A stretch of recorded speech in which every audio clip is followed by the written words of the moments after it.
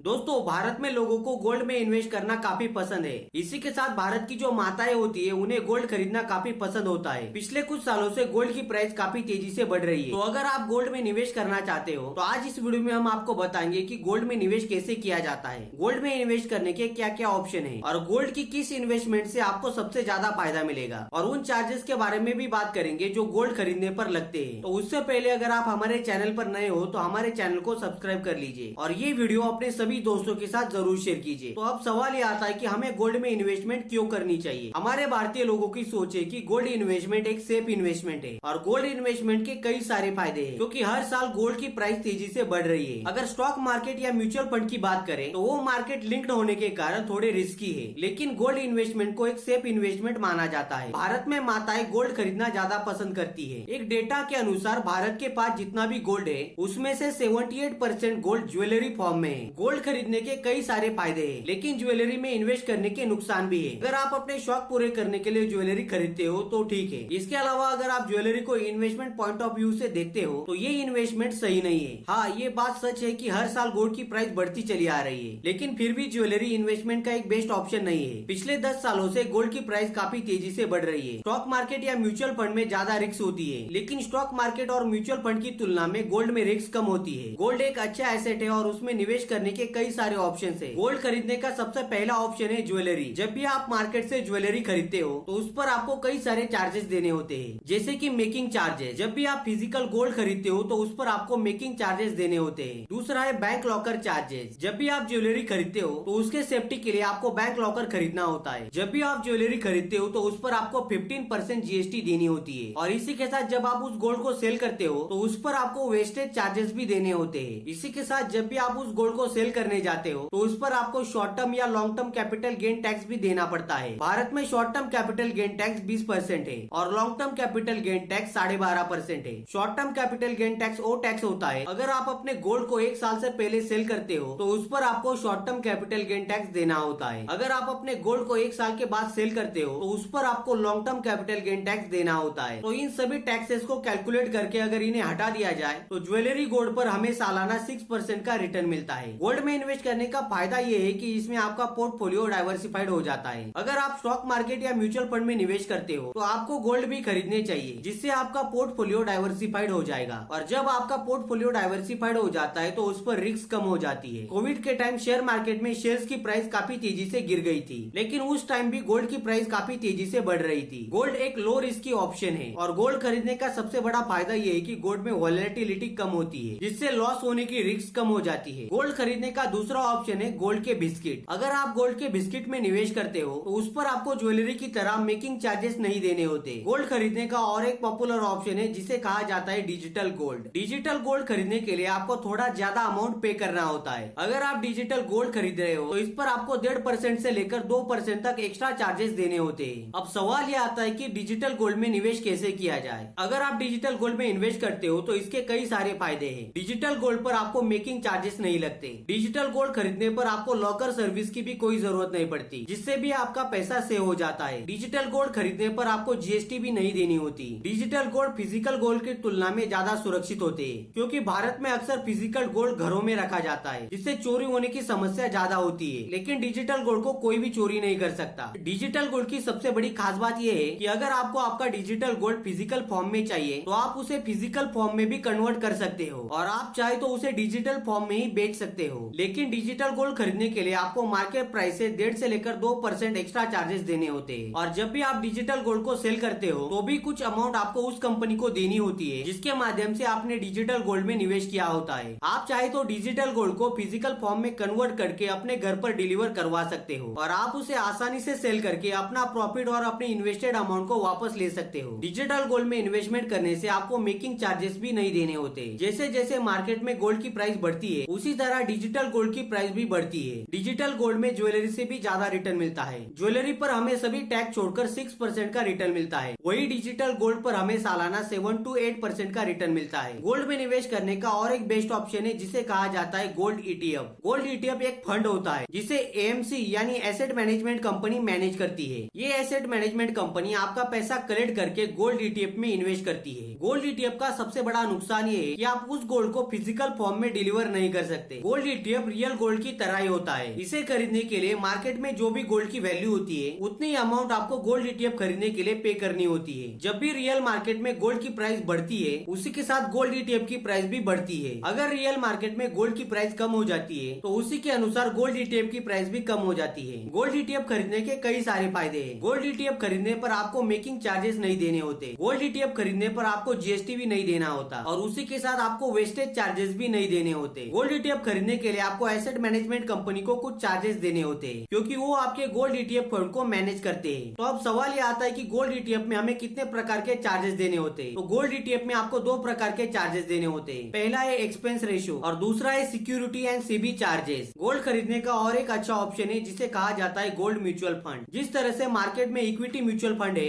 उसी तरह gold mutual fund भी होते हैं। इस गोल्ड म्यूचुअल फंड में आप SIP के जरिए भी निवेश कर सकते हैं। जैसे जैसे मार्केट में गोल्ड की प्राइस बढ़ती चली जाती है उसी तरह गोल्ड म्यूचुअल फंड की भी प्राइस बढ़ती है। गोल्ड म्यूचुअल फंड पर आपको GST नहीं देनी होती। गोल्ड म्यूचुअल फंड खरीदने पर आपको मेकिंग चार्जेस भी नहीं देने होते और गोल्ड म्यूचुअल फंड में जो भी गोल्ड होता है उसे आप फिजिकल फॉर्म में भी नहीं कन्वर्ट कर सकते। गोल्ड खरीदने का और एक बेस्ट ऑप्शन है जिसे कहा जाता है सॉवरगेन गोल्ड बॉन्ड। सॉवरगेन गोल्ड बॉन्ड के माध्यम से आप रियल गोल्ड में इन्वेस्ट नहीं करते। यहाँ पर आपको गोल्ड की वैल्यू में इन्वेस्ट करना होता है और उसी के अकॉर्डिंग रिडम्पशन भी होता है। सॉवरगेन गोल्ड बॉन्ड में लॉक इन पीरियड होता है। जैसे जैसे आपके गोल्ड की वैल्यू बढ़ती है उसी तरह आपके पैसे की वैल्यू भी बढ़ती है। सॉवरगेन गोल्ड बॉन्ड में सिक्योरिटी की बात करें, सॉवरगेन गोल्ड बॉन्ड में फिजिकल ज्वेलरी की तुलना में ज्यादा सिक्योरिटी होती है और इस गोल्ड बॉन्ड पर आपको टैक्स बेनिफिट भी मिलता है। सॉवरगेन गोल्ड बॉन्ड के जरिए जितने भी गोल्ड यूनिट इशू किए जाते हैं उसमें से 99.5% गोल्ड यूनिट प्योर होते हैं। सॉवरगेन गोल्ड बॉन्ड की खास बात यह है कि इस पर आपको 2.5% एक्स्ट्रा रिटर्न मिलते हैं। मतलब जब भी आपके इन्वेस्टेड गोल्ड का प्राइस बढ़ता चला जाता है और साथ ही उस पर 2.5% एनुअली आपको एक्स्ट्रा रिटर्न भी मिलता है। सॉवरगेन गोल्ड बॉन्ड में आपको टैक्स बेनिफिट मिलता है लेकिन उसकी कुछ कंडीशंस है। अगर आपको सॉवरगेन गोल्ड बॉन्ड में टैक्स बेनिफिट चाहिए तो आपको मिनिमम 8 साल के लिए उसे होल्ड करना होगा। अगर आप उसे 8 साल से पहले रिडीम करते हो तो उस पर आपको टैक्स देना होगा। अगर आप सॉवरगेन गोल्ड बॉन्ड खरीदने के 12 महीने से पहले उसे सेल कर देते हो तो उस पर आपको short term capital gain tax देना होता है। Short term capital gain tax 20% होता है। अगर आप अपने सॉवरगेन गोल्ड बॉन्ड को 1 साल के बाद सेल करते हो तो उस पर आपको long term capital gain tax देना होता है और long term capital gain tax 12.5% है। सॉवरगेन गोल्ड बॉन्ड में अगर रिटर्न की बात करें तो इस पर रिटर्न अच्छा मिलता है और सिक्योरिटी के मामले में सॉवरगेन गोल्ड बॉन्ड ज्यादा सिक्योर होते हैं और इसी के साथ सॉवरगेन गोल्ड बॉन्ड में हमें 12% तक रिटर्न मिलता है। और सॉवरगेन गोल्ड बॉन्ड की सबसे बड़ी खास बात यह है कि इस पर आपको ना ही GST देना होता है, ना ही मेकिंग चार्जेस देने होते हैं और ना ही वेस्टेज चार्जेस देने होते हैं। आई होप आपको ये वीडियो पसंद आया होगा। अगर आपको ये वीडियो अच्छा लगा तो इस वीडियो को लाइक कर हमारे चैनल को सब्सक्राइब कर लीजिए और ये वीडियो ज्यादा से ज्यादा अपने दोस्तों के साथ जरूर शेयर कीजिए और कमेंट सेक्शन में ये जरूर बताइए कि आपको गोल्ड खरीदने का कौन सा ऑप्शन बेस्ट लगा। मिलते हैं किसी नए इन्फॉर्मेटिव वीडियोज में, तब तक के लिए जय हिंद, वंदे मातरम।